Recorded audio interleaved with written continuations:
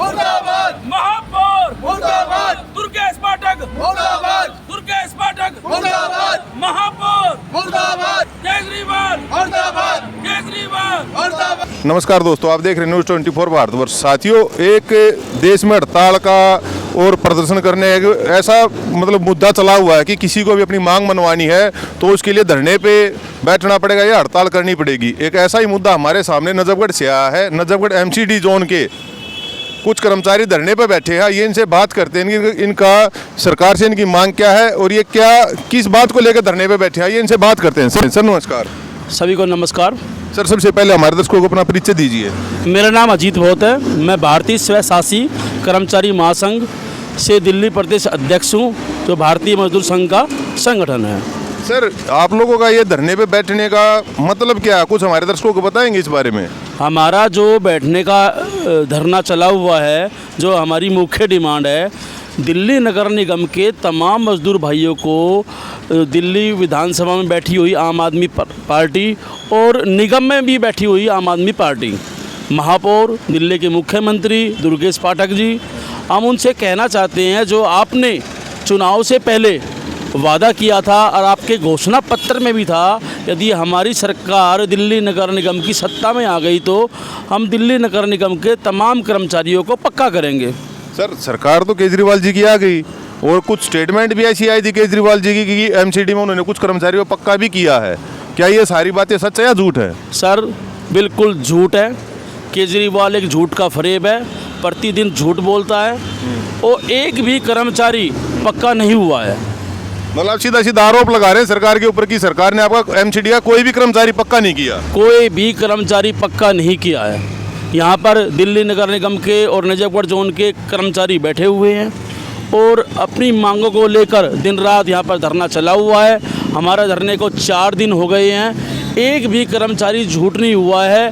आप कहीं पर भी किसी भी वार्ड में या पूरी दिल्ली में आप अपना न्यूज़ के माध्यम से सर्वे करें और एक एक कर्मचारी से आप पूछ भी सकते हैं, कोई भी कर्मचारी पक्का नहीं किया गया।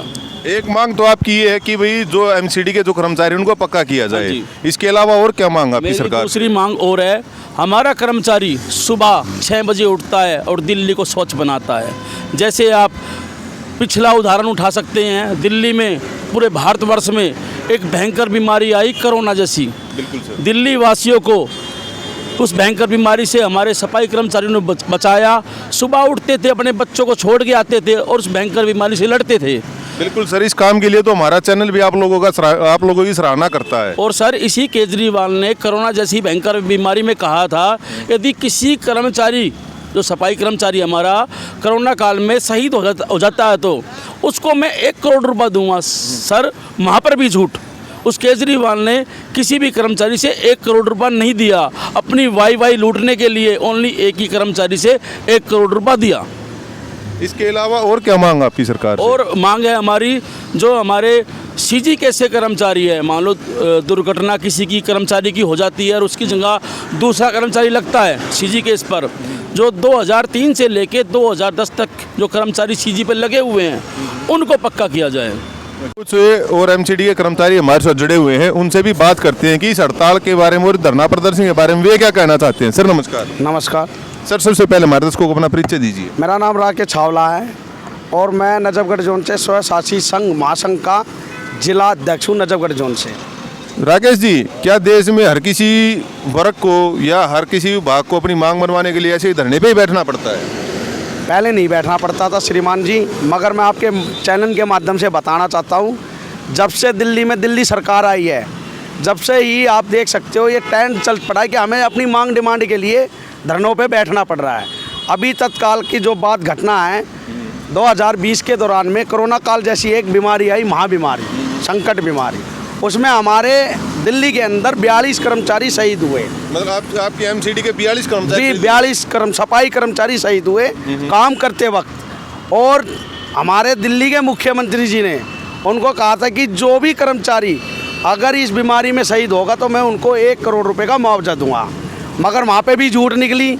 हम आज तक इस बात का इंतज़ार कर रहे हैं कि उन परिवारों को 1 करोड़ की तो सुविधा क्या देंगे, उनको नौकरी तक नहीं आसाद कराई गई है। सर मैं आप लोगों को बता दूं, केजरीवाल सरकार ने कुछ और विभागों में तो 1-1 करोड़ के चेक भी दिए हैं और उनको शायद नौकरियां भी दी है। एमसीडी का मुझे पता नहीं, एमसीडी के बारे में आप लोगों को ज़्यादा पता होगा।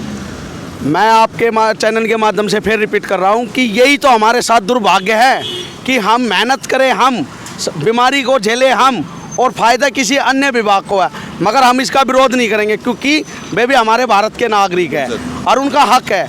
मगर ऐसा ही हक हमारा भी है, जो हमारे शहीद हुए कर्मचारी है उनको जल्द से जल्द मुआवजा दिया जाए, मगर नहीं दिया।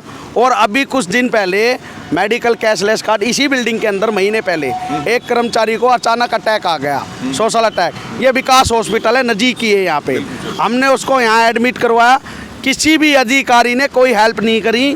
अपने ही उन बच्चों ने, जिसका वो परिजन थे, उन लोगों ने अपने जेवर तक बेच के ने मुथूट फाइनेंस में जब अपने उस भाई बहन का इलाज करवाया। सर क्या एमसीडी के जो कर्मचारी उनका जो कार्ड बना हुआ है उसमें कैशलेस सुविधा नहीं मिलती आप लोगों को? हम यही तो डिमांड है हमारी कि हमें कैशलेस सुविधा दी जाए कच्चे और पक्के कर्मचारी को, जो हम अपने परिवार का किसी भी समय निजी हॉस्पिटल में जाके इलाज करवा सके। सर मैं आपको बता दूं, कुछ एक ऐसे छोटे भी डिपार्टमेंट है, मैं एमसीडी के नहीं, मैं कुछ प्राइवेट लिमिटेड कंपनियों की बात कर रहा हूँ, उसमें अगर कोई कर्मचारी काम करता है तो उनको भी कैशलेस सुविधा मिलती है। आप तो एक बड़ी कंपनी में, मतलब एक बड़ी फर्म में काम कर रहे हो एमसीडी में। मैं आपको क्या बताऊं, ये हमारे सभी सफाई कर्मचारियों के साथ है ना, दुर्भाग्य है कि हम कहने के लिए तो सरकार केंद्र के भी, मतलब हम दिल्ली सरकार के कर्मचारी है, मगर हमारे साथ सौतेला व्यवहार हो रहा है। और आगे मुझे लगता है जब तक ये केजरीवाल नहीं मानेंगे, आने वाले 25 के इलेक्शन में वाल्मीकि समाज और सफाई कर्मचारी तदका आपको बता देगा कि आपने हमारे साथ क्या करा है, आपको कुर्सी पे तक नहीं आने दिया जाएगा। बिल्कुल। आइए अभी हम यहाँ के जो अध्यक्ष उनसे भी बात करते हैं कि आगे इनकी रूपरेखा क्या होगी। सर आगे की रूपरेखा क्या होगी आप लोगों की?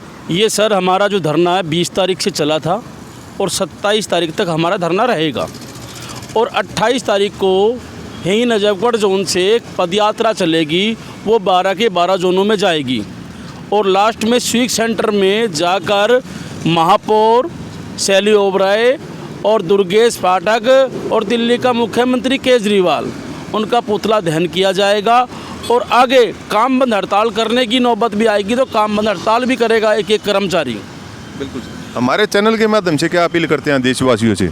मैं दिल्ली की जनता से, भारतवासियों से एक अपील करना चाहूँगा, जो हमारी पदयात्रा है, जो पदयात्रा 28 तारीख को सुबह 9 बजे निकलेगी, आप इस पदयात्रा में सहयोग दें और इस पदयात्रा में आप भाग लें, ताकि यह कर्मचारी, जो हमारे कर्मचारी है दिल्ली को जो स्वच्छ रखते हैं और भयंकर बीमारी से बचाते हैं, आप इन भाइयों का साथ दें, इन्हें पक्का कराने की मुहिम चलाए।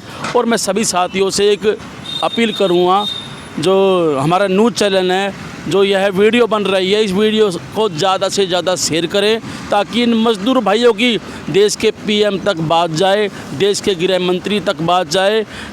भारत के प्रधानमंत्री नरेंद्र मोदी जी स्वच्छ भारत अभियान चलाते हैं। मैं मोदी जी से एक अपील करूँगा, मोदी जी आप यदि सच्चे मजदूरों के हितैषी हैं, आप मजदूरों की आवाज़ सुने, इन कर्मचारी को आप पक्का कराएं। हमें पूर्ण विश्वास है देश के प्रधानमंत्री हमारी बात ज़रूर सुनेंगे। जय हिंद, जय भारत। के बारे में आपकी क्या राय है कृपया कमेंट बॉक्स में ज़रूर बताएं और चैनल को लाइक शेयर और सब्सक्राइब जरूर करें। जय हिंद, जय भारत, धन्यवाद।